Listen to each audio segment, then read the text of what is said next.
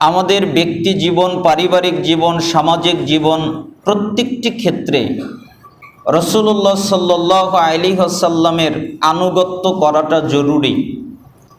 আপনি যদি সফলতা চান, আপনি যদি জান্নাত চান, আপনি যদি হিদায়াত চান, আপনি কল্যাণের জন্য যা প্রয়োজন সব কিছু পাবেন রাসূলের আনুগত্য করলে। এজন্যই সালাফরা তারা বলতেন যে একজন মুমিনের জীবনে সবচেয়ে গুরুত্বপূর্ণ কাজ হচ্ছে রাসূলের আনুগত্য করা। সে যদি তার জীবনকে রাসূলের আনুগত্য দিয়ে সাজাতে না পারে তাহলে সে ধ্বংস। আর যে তার জীবনকে সব কিছুকে রাসূলের আনুগত্যের মাধ্যমে সাজাতে পারে সে হচ্ছে সফল কাম। রাসূলের আনুগত্য করলে কি হয়? আল্লাহ তাআলা সূরা আলে ইমরানের 31 নম্বর আয়াতে বলেছেন, কুল, হে নবী আপনি বলেন, ইন কুনতুম তুহিব্বুনাল্লাহ, তোমরা যদি দাবি করো আমরা আল্লাহকে ভালোবাসি, এই দাবিতে যদি তোমরা দাবিদার হও, ফাত্তাবিউনি, তাহলে আমি নবীর ইত্তেবা করো, আমি নবীর আনুগত্য করো, আমি নবীর অনুসরণ করো। ইহবিবুকুমুল্লাহ, তাহলে আল্লাহ তাআলা তোমাদের ভালোবাসবেন। ওয়ায়াগফির লাকুম যুনুবাকুম, এবং তোমরা যত পাপ করেছো আল্লাহ সবগুলো ক্ষমা করে দিবেন। তাহলে অত্র আয়াত দ্বারা বোঝা যায় কেউ যদি রাসূলের আনুগত্য করে তাহলে আল্লাহ তাকে ভালোবাসবেন। কেউ যদি চায় আল্লাহ আমাকে ভালোবাসুক, আমি আল্লাহর ভালোবাসা পেতে প্রত্যাশী, এই আশা যারা ব্যক্ত করে তাদেরকে অবশ্যই রাসূলের আনুগত্য করতে হবে। সে যদি রাসূলের আনুগত্য করে তাহলে আল্লাহ তো ভালোবাসবেন এবং তার অতীত জীবনে যত পাপ আছে আল্লাহ তাআলা সবগুলোকে ক্ষমা করে দিবেন। এটা রাসূলের আনুগত্যের মাধ্যমে পাওয়া যায়।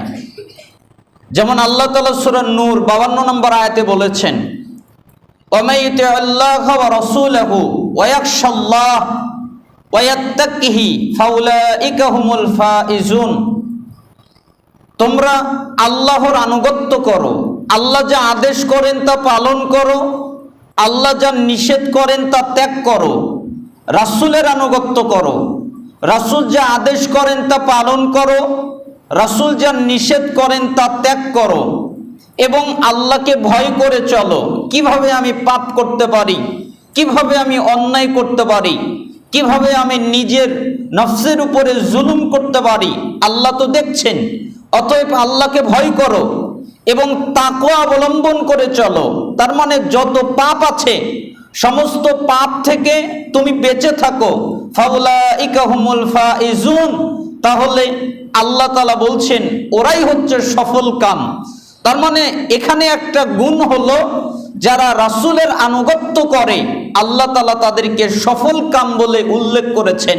তার মানে আপনি যদি সফলতা চান তাহলে রাসূলের আনুগত্য করতে আপনি বাধ্য।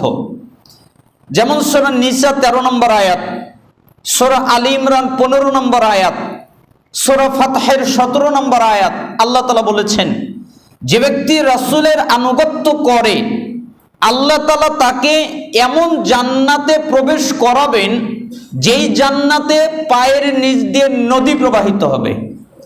আমাদের দেশে যেরকম নদী, জান্নাতের নদী এরকম নয়।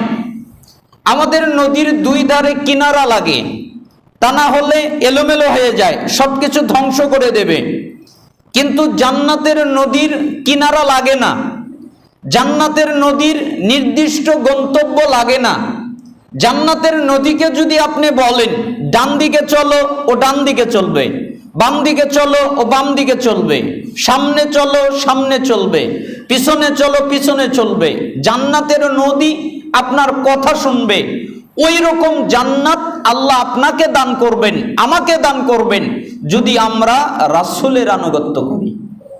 এজন্যই আল্লাহ সুবহানাহু ওয়া তাআলা সূরা আরাফের 158 নম্বর আয়াতে বলেছেন, ফাআমিনু বিল্লাহি ওয়া রাসূলিহিন নাবিয়িল উম্মিয়্যি আল্লাযী ইউমিনু বিল্লাহি ওয়া কালিমাতিহি ওয়াত্তাবিউহু লাআল্লাকুম তাহতাদুন, তোমরা ঈমান আনো আল্লাহর প্রতি এবং আল্লাহর বার্তাবাহক উম্মি নবীর প্রতি।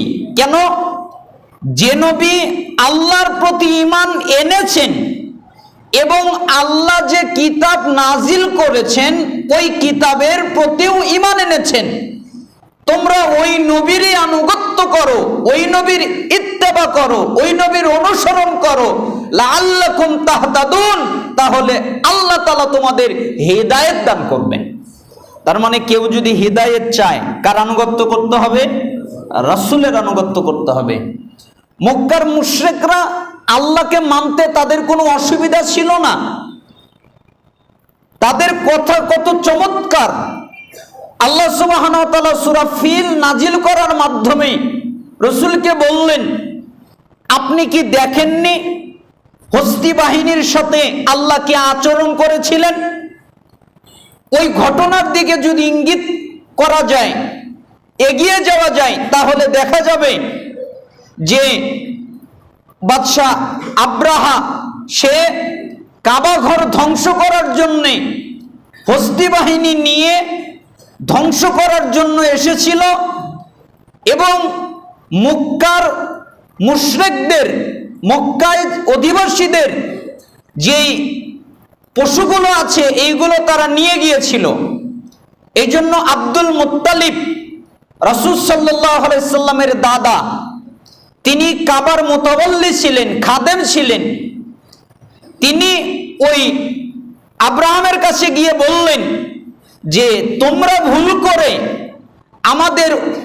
আমার উটগুলো নিয়ে এসেছো, এগুলো ছেড়ে দাও, আমি নিয়ে চলে যাই। তখন তারা উপহাস করে বলল, আশ্চর্য ব্যাপার, আমরা তোমাদের ঘর কাবা ধ্বংস করতে আসছি, এইদিকে তোমাদের কোনো ইঙ্গিতই নাই, তোমরা বলছো যে আমাদের উটগুলো ফেরত দাও, কাবা ঘর ধ্বংস করার জন্য আসছি, এর জন্য তো কোনো কাকুতি মিনতি নেই। তখন আব্দুল মুত্তালিব বলেছিলেন, এই উট আমি লালন পালন করি, এই উটের মালিক আমি, অতএব আমার উট আমাকে ফেরত দাও। ওই ঘরের একজন মালিক আছে, যিনি ওই ঘরের মালিক, তিনি ওই ঘরকে রক্ষা করবেন, ও দায়িত্ব আমার নয়।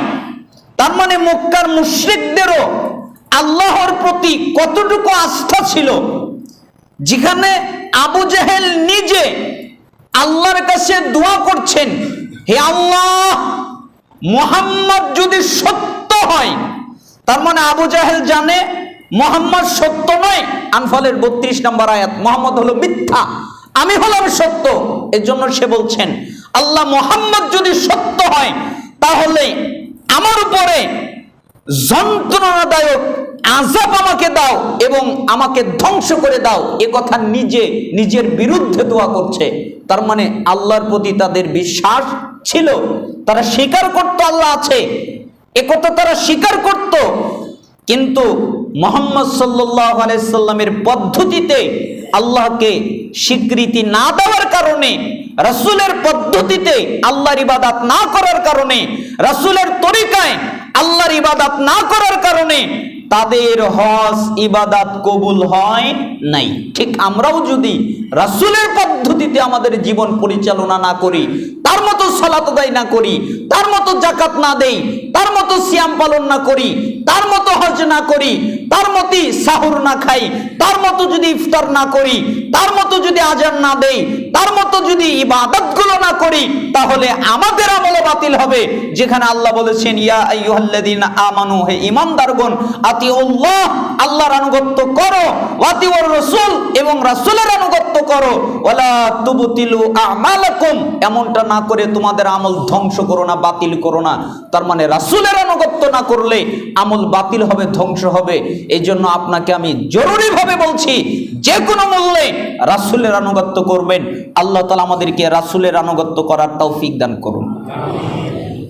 এই বাক্য যদি আপনি বুঝে থাকেন, তাহলে যে কোনো আলোচনা, যে কোনো হাদিস আপনার জন্য বোঝা সহজ হয়ে যাবে। যেহেতু রমাদান মাস, সিয়ামের উপরে আলোচনা করাটা জরুরি। আমি একটু ভিন্ন আঙ্গিকে কথা বলছি। এই কথাগুলোটাও আমাদের জন্য অতীব জরুরি।